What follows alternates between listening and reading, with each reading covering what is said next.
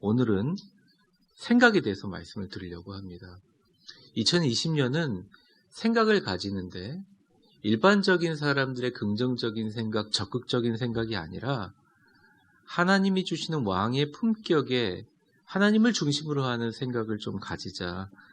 올해는 새롭게 생각했으면 좋겠다. 그래서 오늘 본문의 제목이, 저를 따라해 보세요. 왕의 품격으로 새롭게 생각하라. 생각은 굉장히 중요한 것 같습니다. 사람의 생각은 알 수가 없지요. 그렇지만 그 사람의 표정이나 또 말을 통해서 좀 조금씩 드러나지만 사람의 생각을 어떻게 알겠습니까? 어쨌든 생각은 굉장히 중요합니다. 사람은 생각대로 말을 하고 말대로 행동하다 보면 결국 그것이 자신의 운명이 결정되기 때문입니다. 우리는 많이 이렇게 생각합니다. 나에게 어떤 일이 일어나서 그것 때문에 생각한다고 생각합니다. 예를 들어 실패 경험이 많은 사람들은 그 실패 경험 때문에 생각하기에 앞서서 두려움의 생각이 실패 경험 때문에 생긴다고 생각해요. 그러니까 생각은 뒤에 있는 거죠. 상황이 있고 생각한다고 생각합니다. 우리를 어떤 상황에 반응하는 생각을 하면서 산다고 생각합니다. 성경은 그런데 반대로 이야기해요. 생각하면 그 생각대로 산다고 이야기합니다. 나는 독한 사람이다 라고 생각하면 독하게 삽니다. 나는 행복한 사람이다 라고 생각하면 행복하게 살아요. 나는 너그러운 사람이다 생각하면 너그럽게 살아요. 나에게는 언제나 좋은 일이 일어난다 라고 생각하면 좋은 일이 일어나게 된다는 것입니다. 여러분, 잠언은 최고의 지혜로 이렇게 얘기를 합니다. 잠언 23장 7절에 보면 대저 그 사람의 생각이 어떠하면 그 위인도 그러한즉 즉 그가 내게 먹고 마시라 할지라도 그의 마음은 너와 함께하지 아니함이라. 그 사람이 말을 믿을 수 없다는 거예요. 함께 먹자 할 그 사람이 평소에 갖고 있는 생각이 너무너무 중요하다는 거죠. 그 생각이 그 사람을 만든다는 것입니다. 그러므로 복된 생각을 하면 복된 사람, 기쁜 생각을 하면 기쁜 사람, 축복과 번영의 생각을 하는 사람은 축복과 번영의 사람, 승리의 생각을 하는 사람은 늘 이긴다는 거죠. 감사한 생각을 하는 사람은 감사한 은혜가 있다는 거죠. 옆 사람 한번 축복해 보겠습니다. 웃으면서 해주세요. 인상 쓰면서 하면 무서워요. 이렇게 저를 따라해 보세요. 새해에는 복된 생각, 기쁜 생각, 감사한 생각 많이 하시기를 축복합니다. 잠이 안 오세요? 할머니, 할아버지들은 손자, 손녀 얼굴 생각하세요. 잠이 잘 옵니다. 사업 때문에 불안하세요? 잠시라만 눈을 감고 하나님이 나에게 복을 주셔서 수많은 고객들이 나에게 오는 것들만 생각해 보세요. 어느 순간 아름답게 잠들게 됩니다. 오늘 본문에는 요셉과 형제들이 등장합니다. 요셉은 어릴 적부터 형제들과 생각이 좀 달랐어요. 늘 그는 꿈에 대해서 이야기하였고 비전에 대해서 이야기했습니다. 그리고 늘 현실보다는 어떤 미래의 것을 이야기하였습니다. 근데 형제들이 마음에 들지 않았어요. 왜냐하면 예를 들어 이렇게 얘기합니다. 속없이. 형님들, 제가 어저께 꿈을 꿨는데요. 저는 하늘의 별이고 형님들은 볕단인데 다 저한테 고개 숙이고 있더라고요. 누가 좋아하겠습니까? 이런 얘기들. 제가 보기엔 사회성이 좀 부족하지 않나.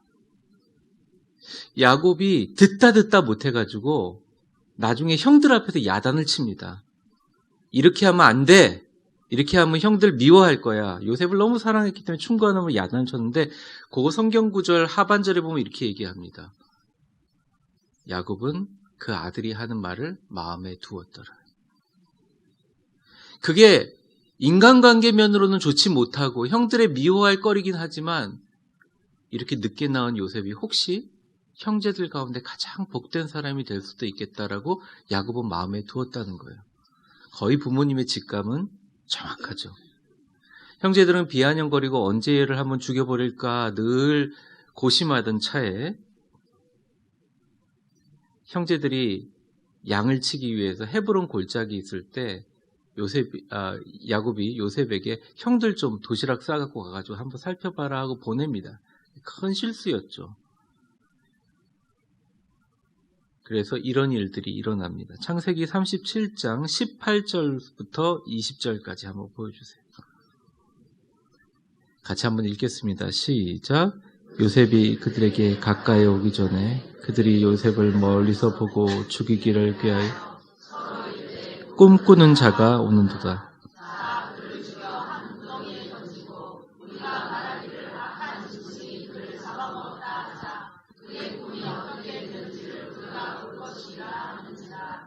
네, 상황이 그려지지 않습니까? 두 가지 말을 합니다. 그리고 그들이 했던 요셉을 잡아 죽이기로 먹으면서 요셉이 오는 것을 보면서 했던 두 가지 말이 그대로 실현됩니다. 첫 번째 말은 뭐냐? 보라, 꿈꾸는 자가 오는도라. 비아냥거렸죠. 두 번째, 얘를 죽이고 나면 그의 꿈이 어떻게 되는지 우리는 볼 것이니라. 비아냥거렸죠. 그 비아냥거린 말이 그들의 운명이 됩니다. 요셉을 죽이려고 했어요. 그래서 구덩이를 판 거예요, 사실은. 왜냐? 시체를 사막에 두면 드러나잖아요. 구덩이 파서 죽여서 묻으려고 해서 파놓고 애를 집어넣기 전에 맏형 루벤이 얘기합니다. 그래도 우리가 생명을 해야 하면 안 되지 않냐. 아버지한테 거짓말은 할 수 있지만 우리가 생명을 해야 할 수는 없지 않냐. 루벤이 중재해서 죽이지 않고 두어뒀다가 미디안의 그 사막을 여행하는 상인들에게 팔게 됩니다. 그러면서 그들이 이렇게 얘기했죠. 저기 꿈꾸는 자가 오는도다. 말 그대로 요셉은 평생 꿈을 꿨고 그 영광의 꿈을 실현합니다. 그리고 뭐라고 했냐. 그의 꿈이 어떻게 되는지 우리가 볼 것이다. 나중에 초라하고 힘든 자세로 요셉의 꿈을 바라보는 일이 일어납니다. 너희 말이 내 귀에 들린 대로 내가 너희에게 행하리라 하신 말씀 그대로 그들의 비웃음이 그들의 운명을 결정할 예언이 되고 그 와중에서도 꿈을 꿨던 요셉의 꿈은 하나님의 영광의 꿈이 되게 된다는 것입니다. 이 모든 것은 생각으로부터 나온 것이라는 거죠. 그리고 나중에 형제의 상황이 완전히 역전돼서 가뭄으로 죽게 되어 애굽으로 피난 왔고 요셉이 다 거두어 주었죠. 그런데 그 형제들이 요셉이 언젠가 복수할 거라고 늘 두려워했습니다. 네, 자기들을 살려두는 건 아버지 때문이라 생각했는데 어떻게 해요? 아버님이 돌아가셨죠. 50장. 그리고 장례를 치르고 나서 이들이 이렇게 얘기합니다. 그리고 생명의 위협을 느끼고 이렇게 얘기합니다. 15절서부터 17절까지 여러분 본문에 없습니다. 같이 한번 읽어보겠습니다. 시작. 요셉의 형제들이 요셉이 혹시 우리를 미워하여 우리가 그에게 행한 모든 악을 다 갚지나 아니할까 하고 요셉에게 말을 전하여 이르되 당신의 아버지가 돌아가시기 전에 너희는 이같이 요셉에게 이르라 내 형들이 내게 악을 행하였을지라.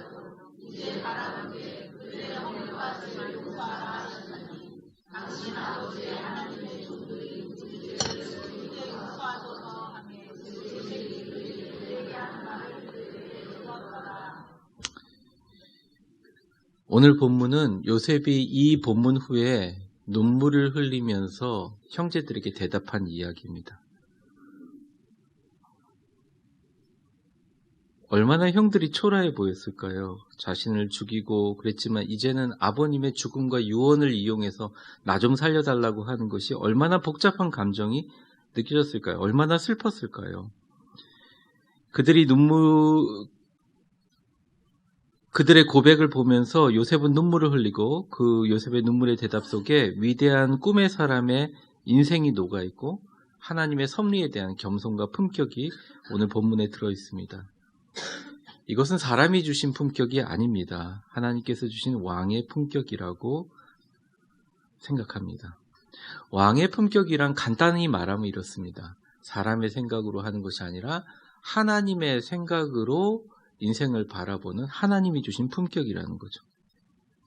내가 내가 무엇을 하고라는 인생의 주어가 아니라 하나님께서라는 인생의 주어로 사용하는 사람들의 품격을 왕의 품격이라고 생각합니다. 왕의 품격을 가진 사람들은 왕의 품격을 가진 사람처럼 생각을 합니다. 오늘 말씀을 통해 새 2020년 왕의 품격으로 새롭게 생각하는 요셉과 같은 축복의 사람 다 되시기를 주의 이름으로 축원합니다. 여기 있는 분들은 다 되실 것 같아요. 제가 그런 마음을 가지고 있습니다. 키워드는 두 가지입니다. 첫 번째는 구분할 줄 아는 능력과 지혜와 겸손, 두 번째는 선하심의 도구로서 자신을 인식하는 품격이라는 것이죠. 첫 번째, 하나님의 일과 자신의 일을 구분하는 겸손의 품격을 가지고 있습니다. 이것이 하나님의 일인지 자신의 일인지 구분하는 품격이라는 것이죠. 형제들이 살려달라는 말이잖아요, 사실. 그 말에서 첫 번째 19절 어떻게 대답하는지 한번 보여주십시오. 같이 읽겠습니다. 시작. 요셉이 그들에게 이르되 두려워하지 마.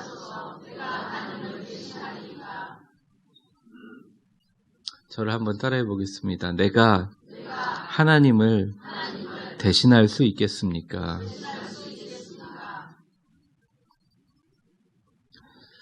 요셉의 위대한 왕의 품격을 드러내는 첫 번째 대답은 겸손의 품격입니다. 이것은 인간적으로 자신을 숙이거나 겸양의 모습의 겸손과 좀 달라요. 이 겸손은 어떤 거냐면 나는 하나님이 아니고 난 하나님이 아시기에 내가 할 수 있는 일이 있고 하나님이 하실 일이 있다. 내가 할 수 있는 일을 하지만 하나님이 할 수 있는 일을 하나님께 맡긴다라는 품격입니다. 겸손입니다. 내가 하나님이 아닌데 어떻게 당신들을 심판하고 죽일 수 있겠습니까? 심판은 주님만이 할 수 있습니다. 이렇게 고백하는 것입니다. 훗날 바울 사도도 이런 이야기를 하셨죠. 보여주세요. 같이 한번 읽어보겠습니다. 시작. 내 사랑하는 자들아 너희가 친히 원수를 갚지 말고 하나님의 진노하심에 맡기라. 기록되었을 때 원수 갚는 것이 내게 있으니 내가 갚으리라고 주께서 말씀하십니다.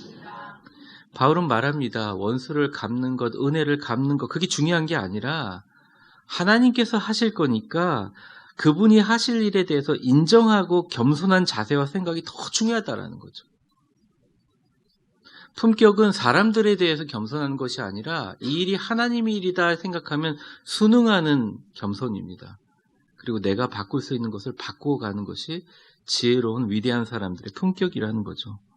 요셉의 인생을 한번 돌아보겠습니다. 요셉은 말과 행동으로 하나님의 일과 자신의 일을 구분하는 겸손함을 가지고 있었어요. 바로 하나님께서 그에게 주신 위대한 품격이라는 거죠.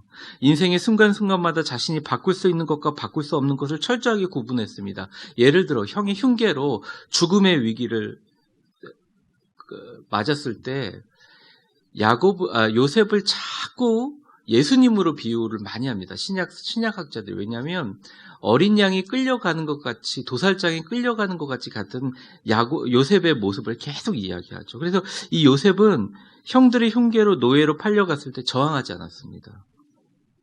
저항할 수도 없었고 보디발의 장군의 집에 다시 팔려갔을 때도 그는 운명에 저항하지 않았어요. 원망하지 않았어요. 힘들어하지 않았어요. 투쟁하지 않았어요.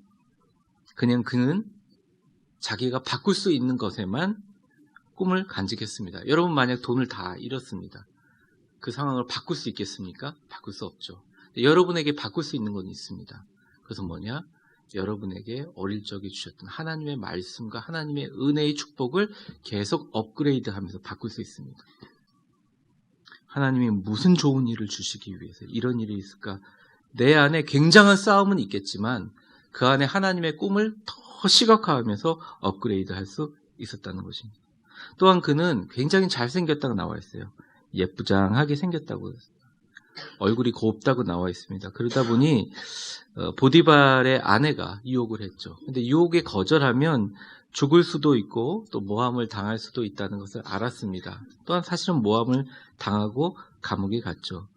그는 타협하지 않았습니다.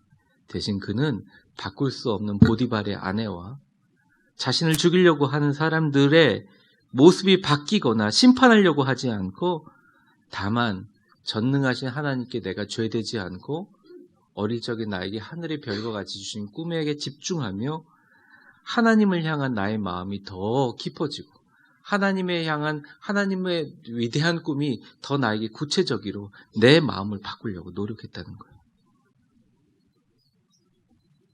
창세기 39장 8절에서부터 9절까지 보면요, 이렇게 나와 있습니다. 요셉이 거절하며 자기 주인의 아내에게 이르되 내 주인이 집 안의 모든 소유를 간섭하지 아니하고 다 내 손에 의탁하였으니 이 집에는 나보다 더 큰 이가 없으며 주인이 아무것도 내게 금하지 아니하였어도 금한 것은 당신뿐이니 당신은 나의 아내임이라.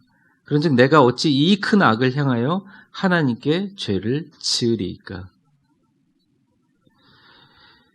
요셉은 자신이 바꿀 수 없는 운명에 집중하지 않았습니다. 왜냐하면 그 운명도 그 인생도 하나님이 주관하시고 이끌어 가시고 있다는 것을 인정했기 때문입니다.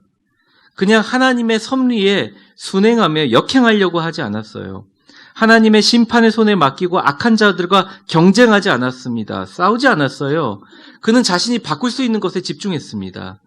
노예로 팔려갔을 때 억울하게 진리를 위해서 살다가 간 참혹한 현실의 감옥 가운데 그는 창살밖에 보는 별을 보면서 어릴 적 자신에게 주신 하나님의 꿈에만 집중했던 인생이었습니다. 왜냐하면 유일하게 우리 인생에 바꿀 수 있는 것은 나에게 날마다 새로울 수밖에 없는 시간의 흐름 가운데 그것을 감사와 기쁨이라는 부대에 담아서 그것이 아름답게 발효되기까지 나에게 하나님이 예전에 주셨던 최고의 축복과 기쁨을 형상화하고 만들어가는 것밖에 없다는 것이죠. 바꿀 수 있는 것은 자신의 비전과 꿈의 업그레이드였기 때문입니다. 옆 사람 한번 축복해 보겠습니다. 나를 향한 하나님의 뜻을 바꿀 수는 없습니다. 하지만 하나님을 향한 나의 생각은 바꿀 수 있습니다. 그가 하시게 하십시오. 내가 할 수 있습니다가 아니라 그가 하시게 하라고 그의 섭리를 인정하는 사람을 어느 정도 됐다 싶으면 하나님께서 형통의 문을 열어서 부어주신다는 거예요. 늘 하나님의 은혜가 그 사람 위에 있다는 것입니다. 잘 생각해 보십시오.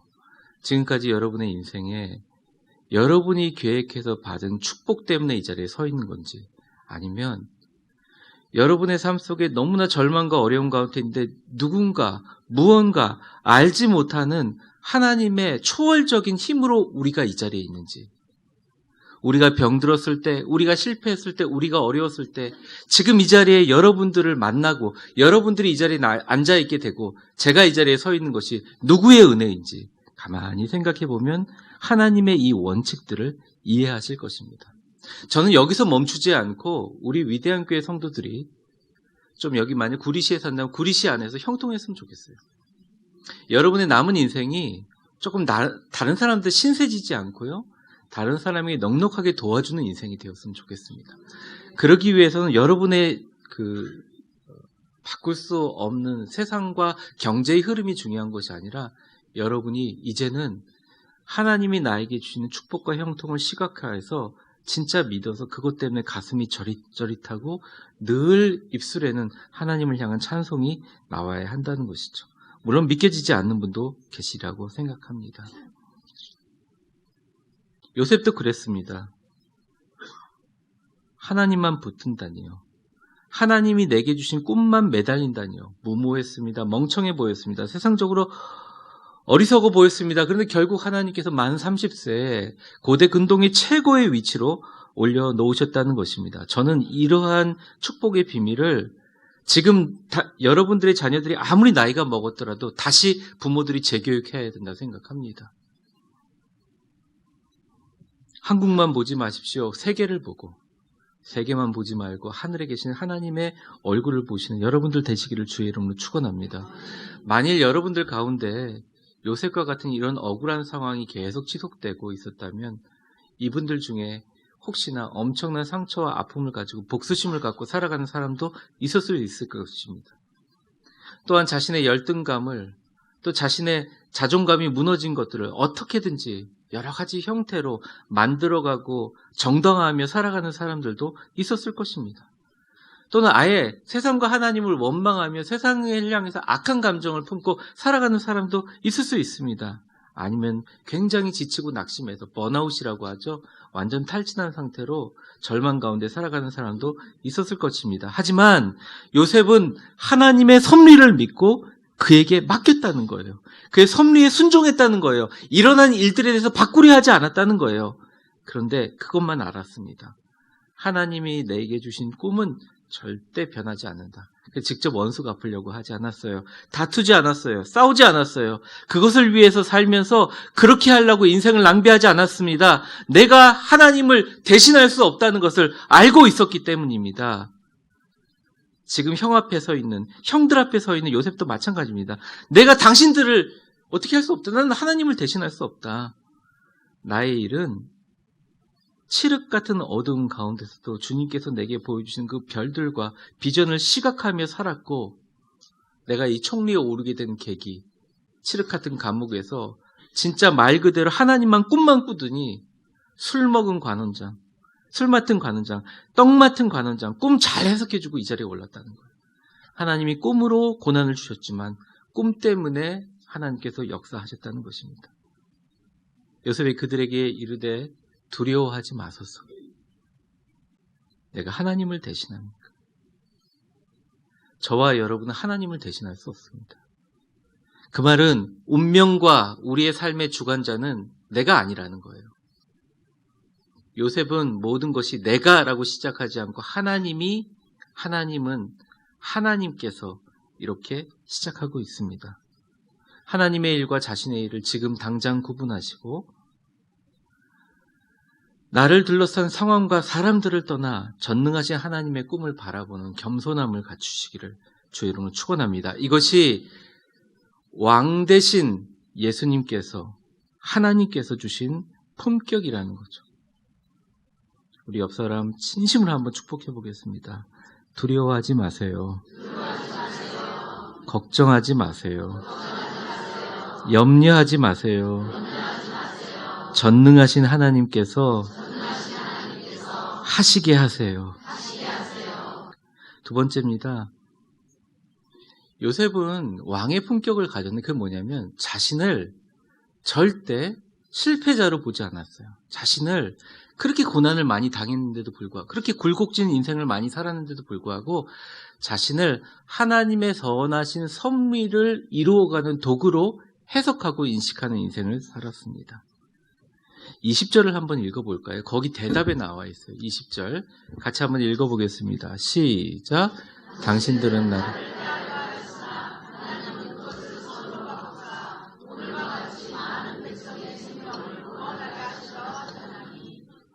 네. 자신의 인생의 의미를 하나님의 선하신 섭리의 결과로 해석합니다. 자신뿐만 아니라 나를 둘러싸고 있는 모든 것들 하나님의 아름다운 선함의 결과로 해석한다는 거예요. 내가 팔자가 사나워서가 아니라 하나님이 나를 이 지경으로 몰아넣어서가 아니라 하나님의 선하신 뜻을 이루기 위해서 이 자리까지 왔다라고 해석을 합니다. 해석이 굉장히 중요하죠. 어릴 적에 엄청나게 가난하고 엄청나게 힘들어서 고생하다가 어느 날 대박을 맞아서 부자가 되신 분들은 만약 생각을 내가 부자라고 바꾸지 않고 어린 시절에 가난했는데 이 가난을 극복하기 위해서 내가 부자가 되었다. 그렇지만 언제든지 나는 어린 시절에 가난함으로 돌아갈 수 있다는 생각을 가지신 분들은 수십억을 가져도 1,000원 한 장 헌금하는데 부들부들 떱니다. 부자입니까? 저는 부자라고 생각하지 않아요. 겉보기는 멀쩡합니다. 굉장히 이렇게 사회적 관계도 좋고 좋은 사람들 같아요. 그런데 어릴 적에 상처당한 상처가 계속 품어져 있어요. 그럼 사람들에 대해서 상처의 시각으로 봅니다. 그 사람은 행복한 사람입니까? 그렇지 않다는 거예요. 저는 여러분들의 세대하고는 상관이 없는데 청년들이 요즘 참 교회 많이 못 나오잖아요. 많이 없잖아요.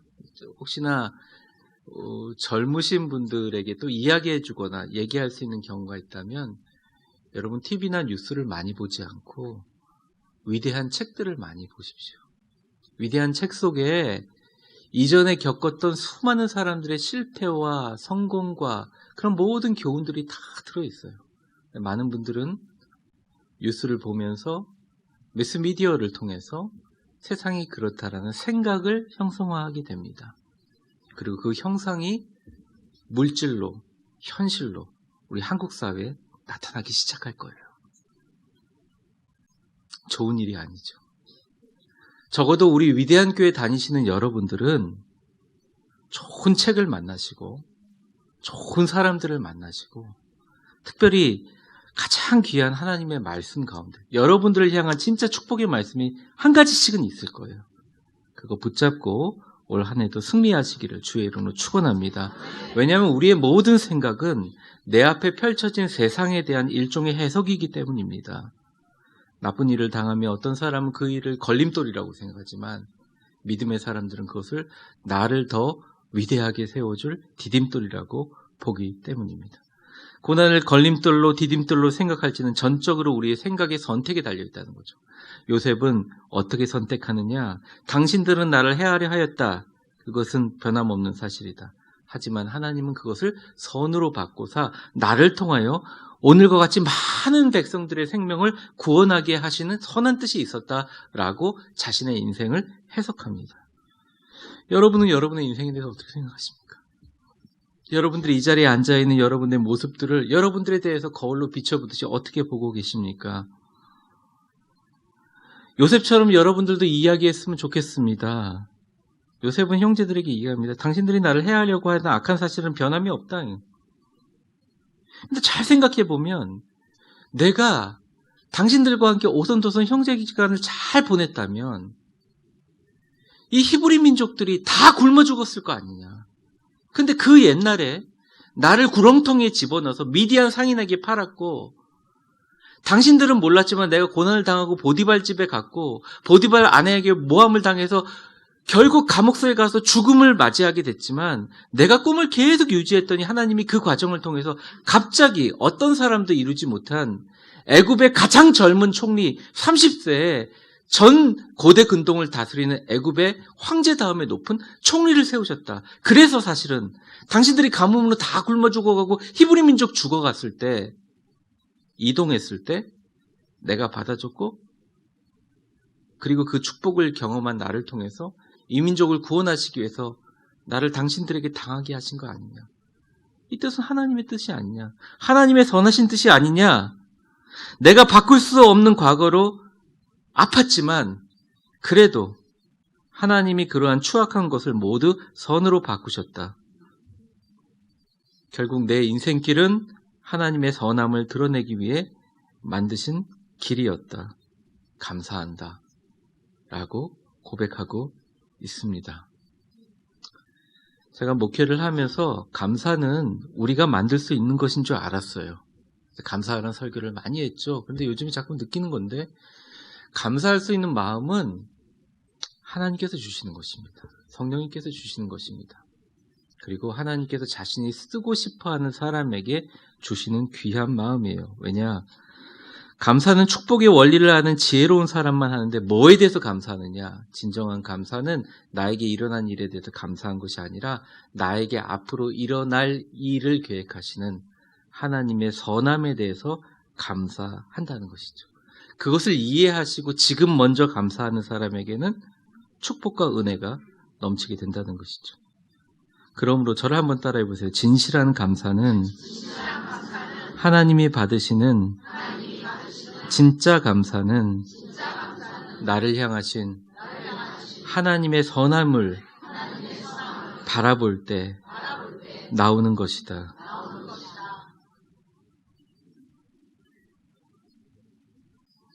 그래서 여러분 지금 이 자리에 있는 것들에 대해서 여러분들이 깊이 감사하는 마음이 사라졌다면 회복하십시오. 그게 답니다.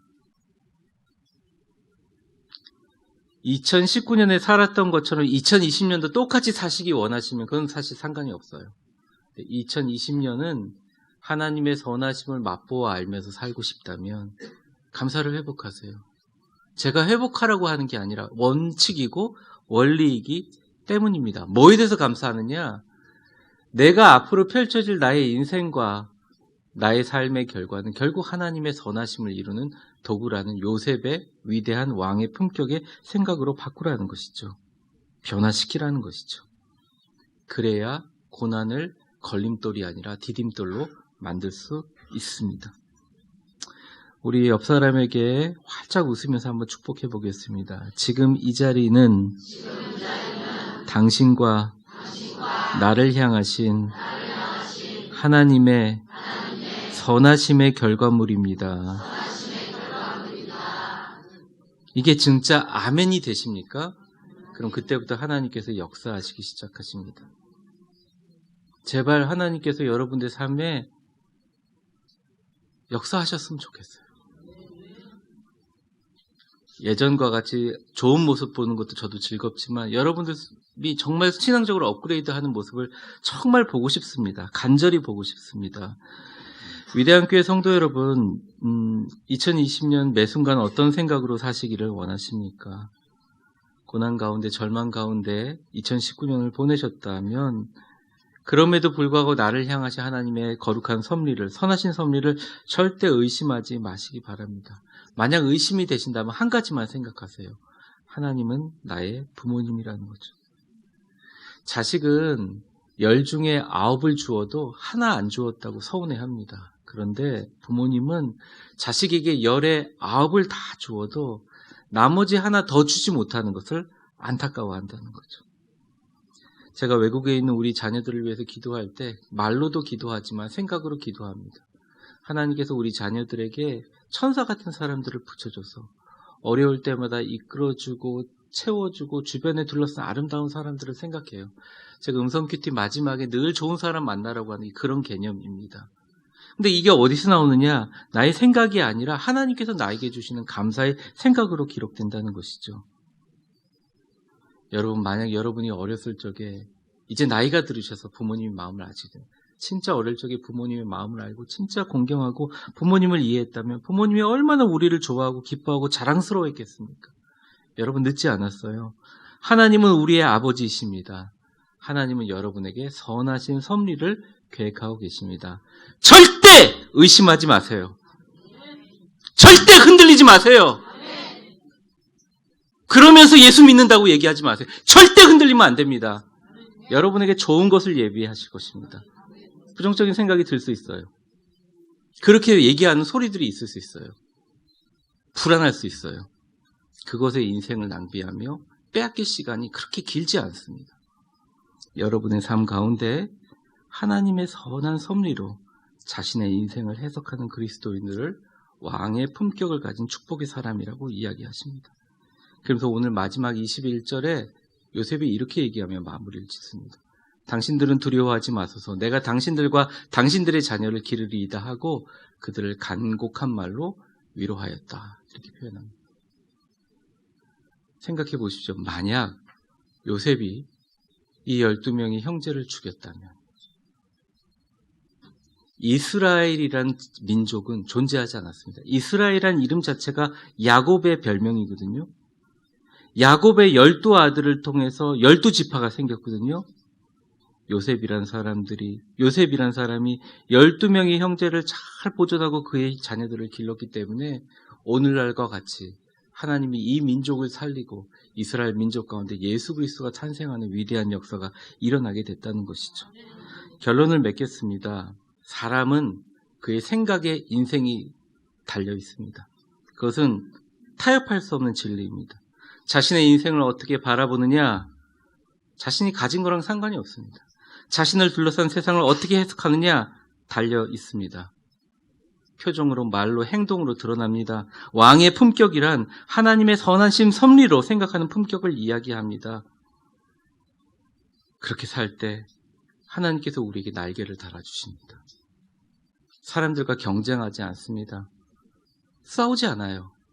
근데 이상하게 그 사람은 잘 돼요. 저는 그러한 축복을 여러분들 통해서 보기를 되게 원합니다. 저희 일생 목회의 꿈입니다. 여러분 그렇게 되시기를 바랍니다. 하나님의 선하심을 맛보아 아는 2020년이 되기를 바랍니다. 또 저도 만약 하나님이 허락하신다면 저의 목회와 인생을 통해서 하나님께서 그렇게 보여주시기를 원합니다.